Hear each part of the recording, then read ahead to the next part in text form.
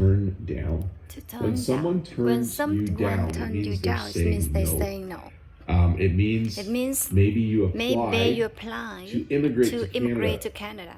And then you got a letter saying no. It means you were turned down in the past tense. It's not nice when you are turned down. It's not a nice feeling. Maybe you and five other people applied for a job, and you got it, but they turned the other four people down. It means they saying no to them. So it can also mean when the music's really loud, you can turn down the music. But when you turn something down or you turn someone down, it can also mean that you're saying no to them. So if the student said to me, instead of writing my exam, could I write a paper instead? I would turn them down. I would say, no, you have to write your exam. I would say no to them. Big no.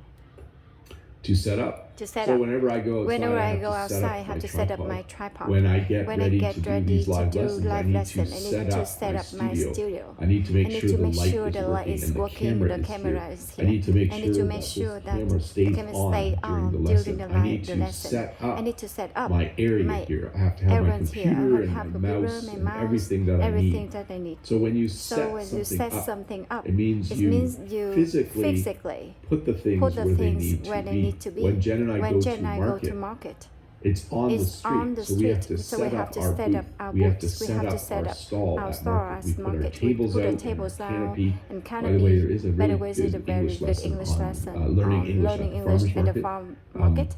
Just do a search on YouTube. Bob the Canadian. Learn English at the market, and you will find it. But anyway, whenever you have stuff, you need to. If you need to take things out of boxes and put them in place, you will say you need to set those things up. To drop off. So you can drop things off. You can also drop kids off. You can drop people off. Probably one of the examples you first hear with this phrasal verb is when you need to drop someone off at the airport. So if my brothers were flying to Buffalo, he might fly from Toronto to Buffalo. I might need to drop him off at the airport. Maybe he doesn't want to leave his car at the airport. So it means to bring someone there. Often parents will drop their kids off at school in the morning, and then they will pick their kids up at night. That's the other part. To fall behind. If you've ever been in a race, or if you've ever been working on a project at work that has a deadline, or maybe you're at school, you can fall behind. There's a certain amount of running you need to do to keep up to someone. And if you don't run as fast as the person in front of you, you will fall behind. It's not nice to fall behind. Sometimes at work, I try to do a certain amount of work every day. So by the end of the week, I have all my work done. But sometimes I fall behind. Not very nice. To find out. And to figure out. This is tricky. This question has come up in my live Q&A lessons quite a bit. And I'll tell you this. They can mean the same thing. But generally, when you find something out, it means you receive information about something that you didn't know. Okay. So let's say you're working with someone. And then I'm trying to think of a situation where.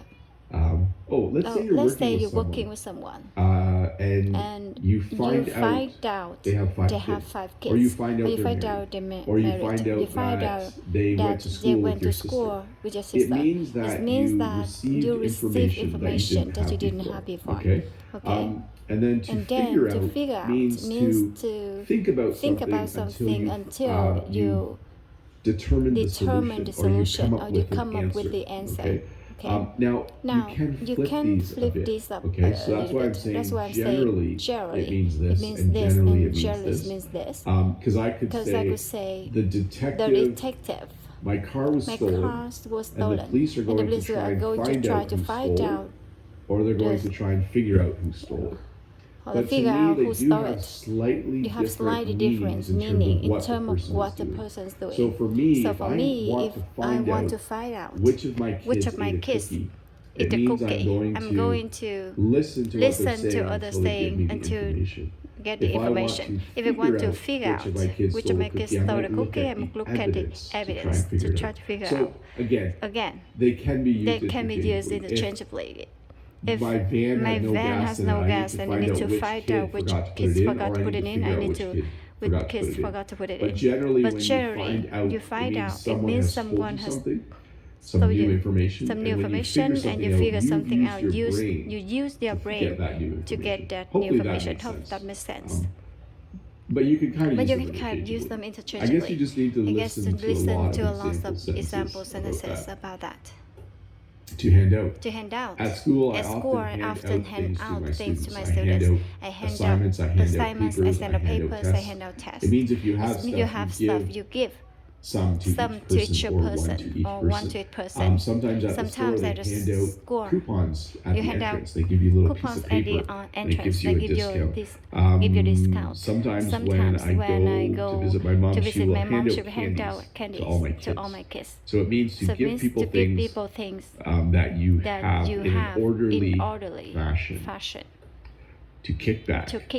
So I said I was going to have a very low-key day today and a very low-key weekend. I'm going to kick back this weekend. I'm going to kick back this weekend and have a lot of plans this weekend. It's supposed to be nice and snowy and cold. I would go for a walk every day. For the rest of the day, I'll probably just kick back and relax. So to kick back means to relax, to enjoy yourself, to do nothing for a little bit. To lay off. So if you have a job, and if your boss comes in and says, when you go home today, you don't need to come back tomorrow. You're not going to have a job here. That's to be laid off. So I just flipped to the past tense. Your boss might lay off people because they don't need them anymore. So it means to be fired. We also use the verb to be let go. So I could say, hey, does Jim work at the steel factory still? And you could say, no, he was let go or he was laid off. So past tense for both of those. So it means to no longer have the job right now. To look down on. I think last week we looked at to look up to. So when I was a kid, I looked up to my dad. I looked up to my uncle. I admired them and respected them. But to look down on is the opposite. So you might go to the gym, maybe you have huge muscle, and you're really good at working out. And then in January, a lot of new people come to the gym. You might look down on them. You might think you are better than them because you've been going to the gym for so long. And they're just new, they're just starting out. So when you look down on someone, it means you think you're better than they are. It's not a good thing. It's not good for people to look down on other people. And to screw up. So 2 plus 2 is not 5. 2 plus 2 is not 5. This person has screwed up. So this is actually a nicer way. There's a harsher version of this that has the F. I'm not going to teach you that phrase, but this is a softer version of it. And this is used in very common English language. So I could say, let's see.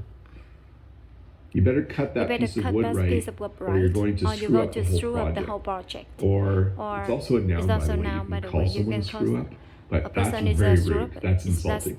But when you screw up, it means you make a mistake. Maybe on question 7 of the test, when I'm writing the test, I do question 6 really well, but I look at question 7 and think, I'm going to screw up question 7 because I don't know the answer. So to make a mistake, to do something wrong, to screw up.